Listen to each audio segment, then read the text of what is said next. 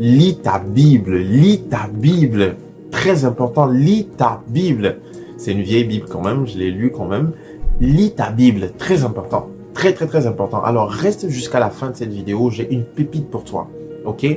J'ai une pépite pour toi, un trésor. Donc, reste jusqu'à la fin de la vidéo. Alors, ma Bible me dit que mon peuple périt faute de connaissance. Faute de connaissance. Osée 4:6. Aujourd'hui, nous allons faire une petite balade spirituelle, ok? Donc, reste concentré.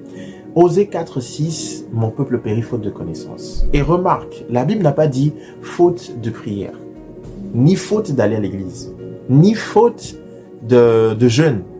La Bible dit faute de connaissance. Ce qui veut dire que tu as besoin de connaissance. Qui dit connaissance, dit sagesse, dit intelligence.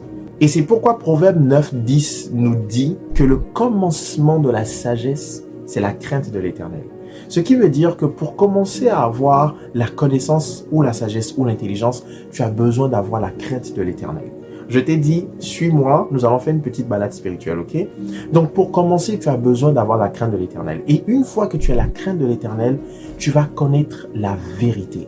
Et là, nous sommes dans Jean 8:32. Jean 8:32 nous dit, vous connaîtrez la vérité et la vérité vous affranchira. Donc, tu as la crainte de l'Éternel et une fois que tu as la crainte de l'Éternel, tu vas connaître la vérité. Et cette vérité va t'affranchir. Quelqu'un va me poser la question, mais c'est quoi la vérité? Et moi, je te dirais plutôt, c'est qui la vérité?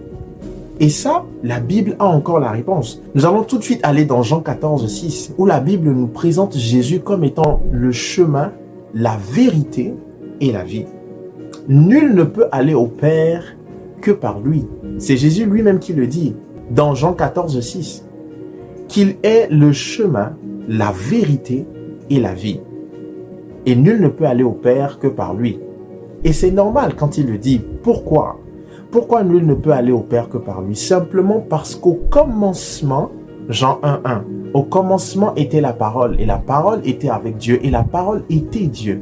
Et donc, lorsque Jésus dit que nul ne peut aller au Père que par lui, c'est parce qu'au commencement, il était avec le Père. Et quelqu'un va me dire, mais c'est quoi le rapport Jésus, la parole? Le rapport se trouve dans Jean 1:14. Jean 1:14 nous dit, la parole a été faite chair et elle a habité parmi nous et nous avons connu la gloire de Dieu au travers du Fils unique du Père. J'ai dit que nous allons faire une petite balade spirituelle. Tu vois, donc Jean 1:14, la Bible nous dit que la parole a été faite chair. Récapitulons. Le peuple de Dieu, nous, périssons faute de connaissance. Et pour commencer, nous avons besoin de la crainte de Dieu. Et lorsque nous avons la crainte de Dieu, nous connaîtrons la vérité. Qui nous affranchira? Et cette vérité, c'est Jésus-Christ.